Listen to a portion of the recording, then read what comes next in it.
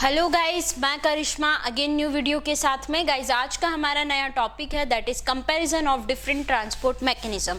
ठीक है, तो आज हम देखने वाले हैं जितने भी टाइप के ट्रांसपोर्ट मैकेनिज्म्स होते हैं इनके बीच में अलग अलग डिफरेंसेस, कि ये जो ट्रांसपोर्ट मैकेनिज्म्स होते हैं ये किस किस चीज़ों पे वर्क करते हैं, इनके अंदर कौन कौन सी चीज़ें प्रेजेंट होती है, जो मैकेनिज्म होता है उसकी जो प्रोसेस होती है उन प्रोसेस में तीनों प्रोसेस के अंदर क्या क्या डिफरेंसेस होते हैं, ये सारी चीज़ें हम आज के वीडियो में देखने वाले हैं।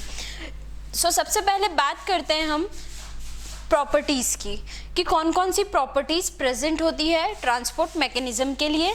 तो सबसे पहले होती है रिक्वायर स्पेशल मेम्ब्रेन प्रोटीन। ठीक है, एक जो हमारा ट्रांसपोर्टेशन होता है उसके लिए एक स्पेशल मेम्ब्रेन प्रोटीन का होना बहुत ज़रूरी होता है, लेकिन ऐसा नहीं है कि वो हर मैकेनिज्म के अंदर यूज़ हो।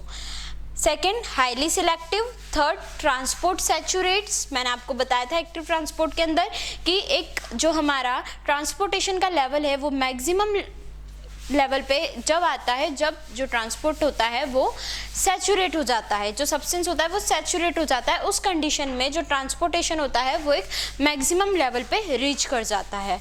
उसके बाद अपफिल ट्रांसपोर्ट, उसके बाद रिक्वायर्ड एटीपी एनर्जी, मतलब कि ट्रांसपोर्टेशन के लिए एटीपी की ज़रूरत लग रही है या नहीं लग रही है।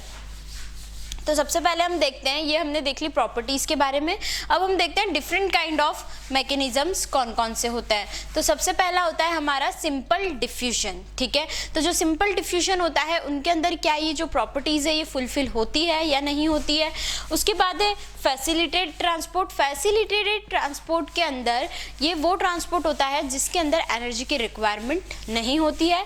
And third one, active transport, जो कि हम ऑलरेडी पढ़ चुके हैं एक्टिव ट्रांसपोर्ट के बारे में। तो सिंपल डिफ्यूजन, फैसिलिटेटेड डिफ्यूजन और एक्टिव ट्रांसपोर्ट। तो simple diffusion, facilitated transport and active transport. आपसे ये भी पूछा जाता है कि right enumerate the type of transports. ठीक है, तो इस तरीके से भी क्वेश्चन आ सकता है, explain one of the each. ठीक है, उसके अंदर हमने ये देख रहे, हमने प्रॉपर्टीज़ देख ली, हमने मैकेनिज्म्स देख लिए कि कितने टाइप के मैकेनिज्म होते हैं। अब हम देखते हैं पर्टिकुलर एक मैकेनिज्म के बारे में। तो सबसे पहले हम देखेंगे सिंपल डिफ्यूजन के लिए।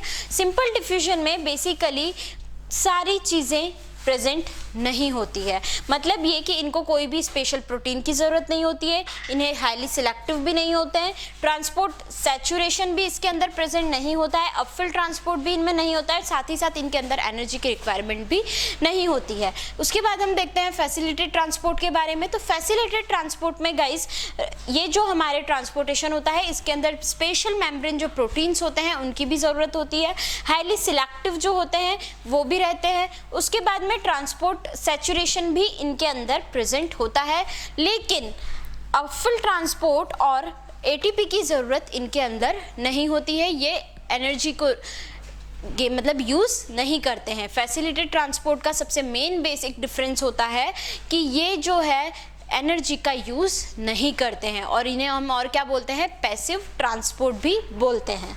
ठीक है, उसके बाद हम देखते हैं अपफिल ट्रांसपोर्ट। तो अपफिल ट्रांसपोर्ट भी इनमें प्रेजेंट नहीं होता है। अब बात करते हैं एक्टिव ट्रांसपोर्ट के बारे में। तो एक्टिव ट्रांसपोर्ट के बारे में तो हम ऑलरेडी पहले भी पढ़ चुके हैं।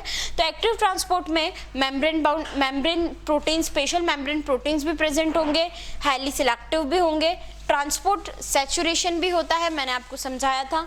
अपफिल ट्रांसपोर्ट भी हमने देखा था। उसके बाद में रिक्वायर एटीपी एनर्जी, मतलब कि एक्टिव ट्रांसपोर्ट जो होता है वो एनर्जी की रिक्वायरमेंट के लिए, मतलब एनर्जी को यूज़ करता है ट्रांसपोर्टेशन के लिए।